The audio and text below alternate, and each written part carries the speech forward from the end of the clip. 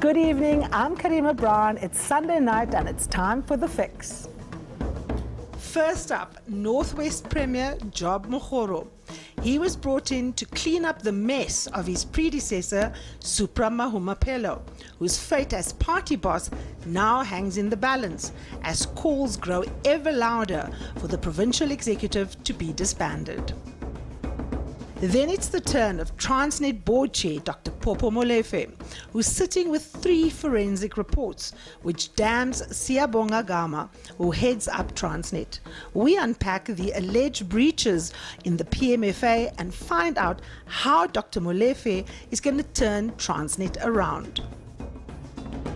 And in the hot seat tonight is Trudy Makaya, the woman who has the ear of President Cyril Ramaphosa when it comes to the stagnant economy.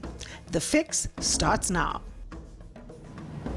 This is The Fix, where every Sunday night, without fear or favor, we question the big role players. We will look ahead and tell you what matters, how it affects you, and why you should care. With me, as usual, is my sparring partner, Sunday Times columnist, Peter Bruce. Peter, good evening. Hi, welcome Karima. again. Yeah, it's been a hell of a week, hasn't it? Eh? It's been an incredible week, absolutely. And I mean, we've seen the Zondo Commission get underway, starting slowly, but then that massive, testimony on of the Friday. former finance minister.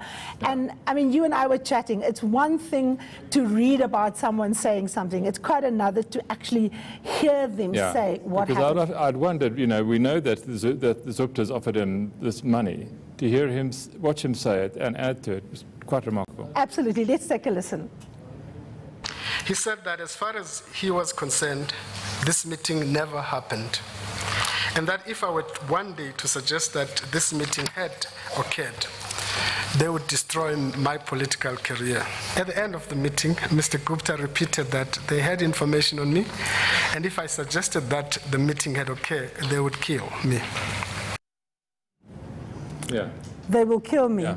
Hectic. It does, listening to that and knowing these people myself, because I've had personal experience of them, that is what they would say. Yeah. They were rough. They had absolutely no regard for South African people, particularly no regard for black South African people. And if you've read the book by the fellow who started the Gupta TV station, ANN7, their attitudes towards South Africans is absolutely disgusting. No, racist, basically, if it comes down to it, hey? I mean, one of the things also that is quite intriguing is, of course, just the way in which the Zondo Commission has started. I don't know if you saw the Mail and Guardian story. So this fellow, and I don't know much about him, and I'll ask you more about him, but his name is Comfort Ngidi, and he is about to be appointed to a position where he will be assessing the evidence given at the Zondo Commission. But he is the same guy, according to the Mail and Guardian, who led a huge front against Thuli Madonsela's report on Nkandla, in defense, effectively, of Jacob Zuma, which is what the whole Zondo Commission is all about. Precisely. I think, Peter, this is probably one of the biggest tests, I think, for the Zondo Commission. Remember, the Deputy Justice Zondo complained about the fact that not everyone has had security clearance. Now, the security institutions have responded, Brian Dubie saying about 97%, if I'm not mistaken, have been sorted out. I suspect Mr. Ngidi is one of the people that don't have clearance. And of course, probably there is a massive conflict of interest. I mean, if you ask me, this man is effectively a Zuma lieutenant. And what is actually really worrying is he's already acted for the Zondo Commission. He's the one that filed the papers, Peter, for the Commission's work to be extended. Right. But we have a thing in South Africa about, whose side you're on, etc., etc., etc. Is it possible not to be conflicted if you're politically involved in any way? And when it comes to something like the Zondo Commission, you're investigating a huge aspect of our political life. Would it be unfair to him to say, no, you can't? You're just too tainted. you're out of here. We can't have any Zuma people. Somebody must have invited him onto the commission. Who would that have been? Well, it was actually Judge Zondo that has done that. That is partly what the article says. And I mean, someone was saying to me, did the judge not hear of Google? You know, like, did you not do your homework and your background check? But you know, Peter, the question that you put is really interesting because it's often asked when people make this ridiculous notion that there's judicial overreach. And my argument is always look at the rulings, the findings of the court, and then you can judge, because it's only on the basis of that that you can actually test whether, you know, the judiciary is playing within the rules.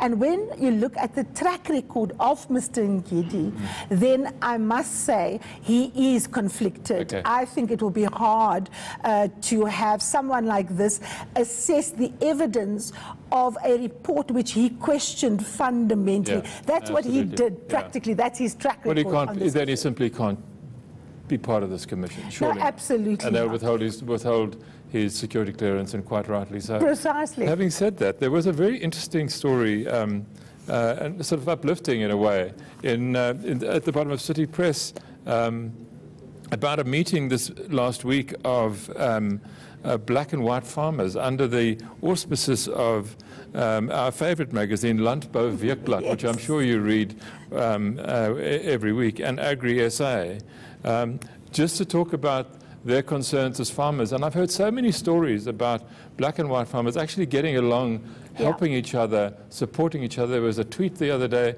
a black farmer tweeted that his farmer had, this was over the weekend, his farm, there was a huge fire on his farm, and everybody poured in, the neighbors all poured in to help him put out the farm, and they were all white and they were all Afrikaans. You know, the funny thing is, I was sharing a panel with Dr. Raul Koza, who's of course now an avocado farmer, and he was saying when he started, he went to the people who knew, and a lot of the people were in fact white farmers, but he didn't go kind of cap in hand. There was a sense of equality, and I think what the summit suggests is the fact that we are actually busy with a very serious process, despite, you know, an orange man who happens to be one of the most, you know, idiotic leaders of the free world, tweeting off Fox News. I think South Africans are genuinely beginning to grapple with this matter, and of course we have to see that constitutional process through, as well as that parliamentary process on the outcomes of what people want and how we're going to go forward. So quite an interesting week indeed. Yeah, no, absolutely. I think room for hope and also a little concern. Absolutely. And while here on The Fix, we like to get to the heart of things. So after the break, we speak to our very first guest this evening, and of course that is the Northwest Premier, Professor Job Mokgoro.